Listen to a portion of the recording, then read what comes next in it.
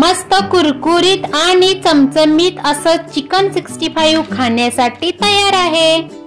तर अगदी मोजक्या साहित्यामध्ये रेस्टॉरंटमध्ये मिळतं अगदी त्याच पद्धतीचं त्याच चवीचं भन्नाट असं चिकन 65 आज आपण बनवणार आहोत। तर त्यासाठी मी एका बाउलमध्ये अर्धा किलो चिकन घेतलेला आहे, बोनलेस चिकन। त्यानंतर त्याच्यामध्ये 1 चमचा आलं लसूणची पेस्ट, 1 चमचा गरम मसाला पावडर, अर्धा चमचा हळद पावडर, चवीसाठी मीठ। त्यानंतर 1 चमचा काश्मीरी लाल मिरची पावडर वापरलेली आहे। तुम्ही या ठिकाणी फूड कलर सुद्धा वापरू शकता, पण मी या ठिकाणी फूड कलर वापरलेला नाही, कारण की काश्मीरी लाल मिरचीला अगदी सुरेख आणि सुंदर असा कलर येतो।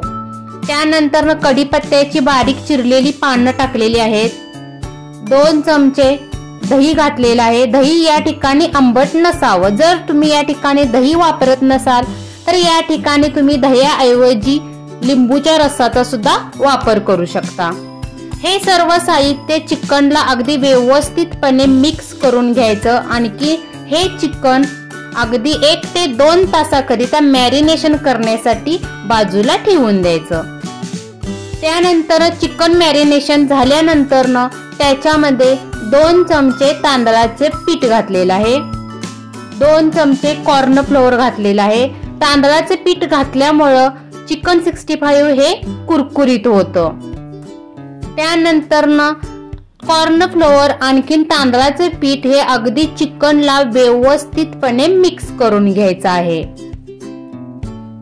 तुम्ही व्हिडिओ मध्ये सुद्धा पाहू शकता की अगदी व्यवस्थितपणे हे पीठ चिकनला मिक्स करून घ्यायचं आहे। या ठिकाणी अजिबात पाण्याचा वापर करायचा नाही, कारण की दह्याला पाणी सुटतं, त्याच्यामुळे काय होतं अगदी व्यवस्थितपणे हे चिकन मिक्स होण्यास मदत होते कॉर्न फ्लोअर आणखी तांदळाच्या पिठामध्ये।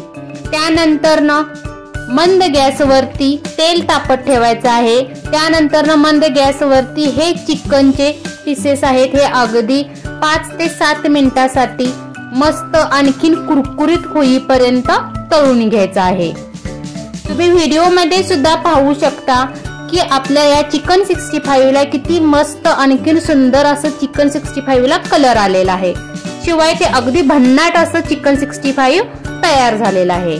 तर तयार झालं बघा खाण्यासाठी भन्नाट असं मस्त कुरकुरीत आणि चमचमीत चिकन 65। तर मंडळी, ही रेसिपी तुम्हाला आवडली असल्यास माझ्या A1 तडका या चॅनलला नक्की शेअर आणि सबस्क्राईब करायला विसरू नका।